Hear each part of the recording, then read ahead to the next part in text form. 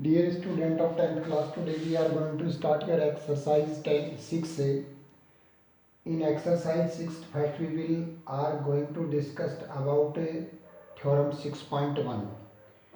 Theorem 6.1 basic proportionality theorem और Thales theorem, या इसको हम शॉर्ट फॉर्म में बीपीटी भी बोलते हैं। BPT basic proportionality theorem.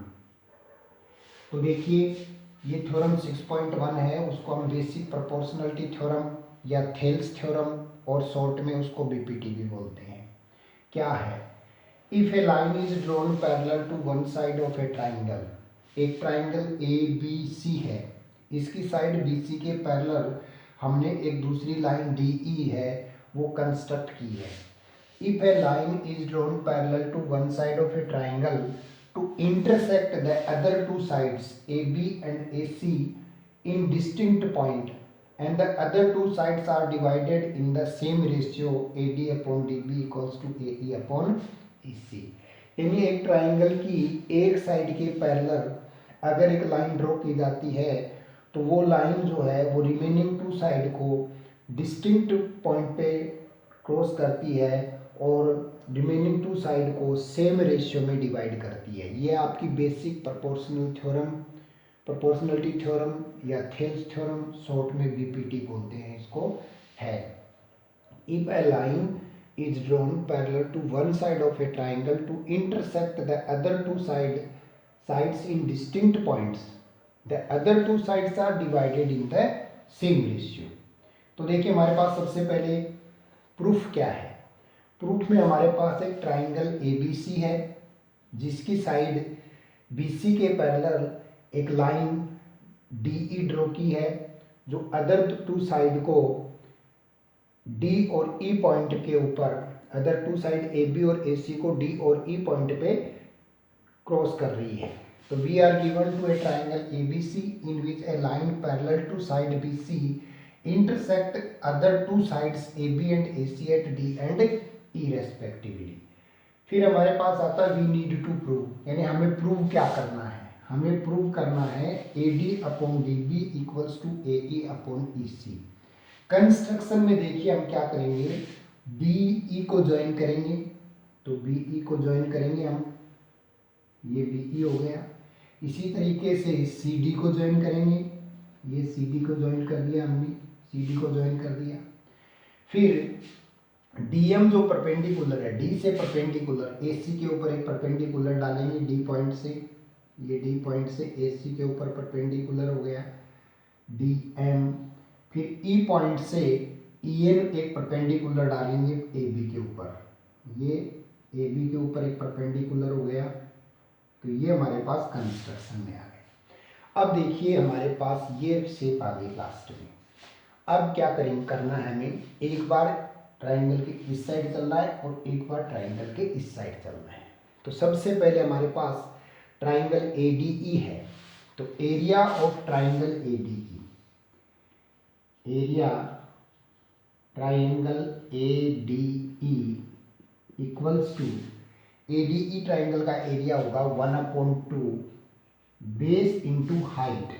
अब इस साइड चलेंगे तो देखिए हाइट हमारे पास वो बेस वो होगा जिसके ऊपर परपेंडिकुलर होगा। अब बेस अगर ये लेते हैं तो परपेंडिकुलर इसके ऊपर DEN है, तो EN तो परपेंडिकुलर हो गया और बेस AD हो गया, तो ये हो जाएगा AD इंटू EN। फिर देखिए हमारे पास ट्राइंगल DBE है, ट्राइंगल DBE का area, area triangle DBE equals to 1/2 base into height.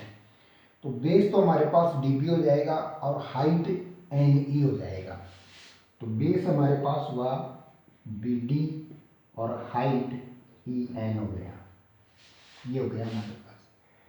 अब देखिए इसको हम इससे डिवाइड कर देते हैं, ये तो यहाँ से 1/2 से 1/2 कैंसिल, EN से EN कैंसिल, हमारे पास रिजल्ट निकल करके क्या आएगा, AD अपॉन BD, ये हमारे पास एक रिजल्ट आ गया AD अपॉन BD। इसको हम इक्वेशन फर्स्ट बोलेंगे, ये इक्वेशन फर्स्ट हो गई।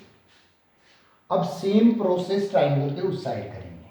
तो देखिए उस साइड जब आएंगे, then area triangle ADE equals to, अब इस साइड जाएंगे तो बेस हमारे पास AE होगा, और AE अगर बेस होगा तो DM हमारे पास हाइट होगी।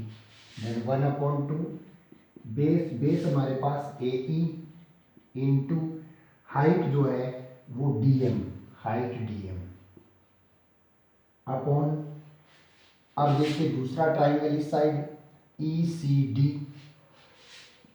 Area triangle ECD equals to, अब ECD ट्राइंगल के अंदर EC तो बेस हो जाएगा और DM हाइट हो जाएगी।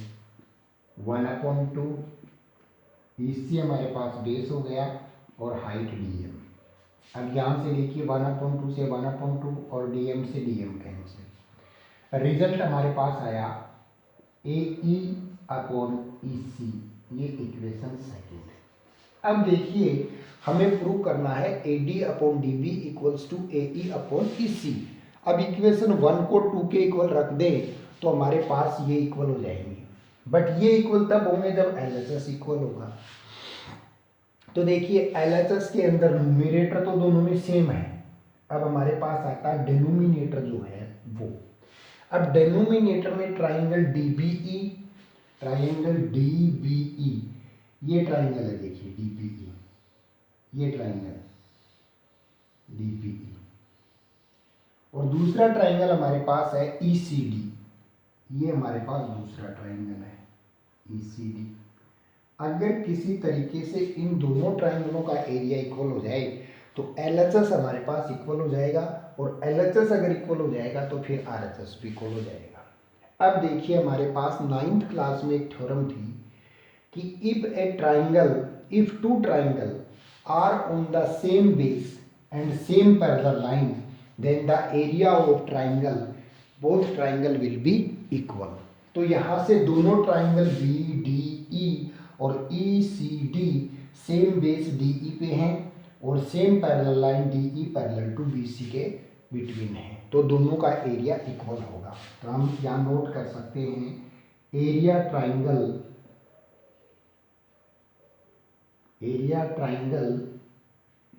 DBE equals to area triangle ECD, दोनों का एरिया इक्वल होगा।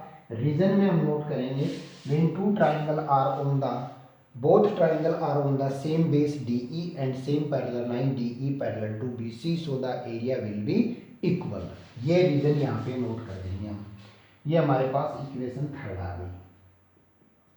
अब देखिए इक्वेशन फर्स्ट सेकंड और थर्ड से हमारे पास क्या हो गया, इक्वेशन फर्स्ट सेकंड थर्ड से हमारे पास LHS इक्वल हो जाएगा, और LHS अगर इक्वल हो जाएगा तो हम नोट कर सकते हैं from equation first second and third, तीनों से हम नोट करेंगे AD upon BD equals to AE upon EC।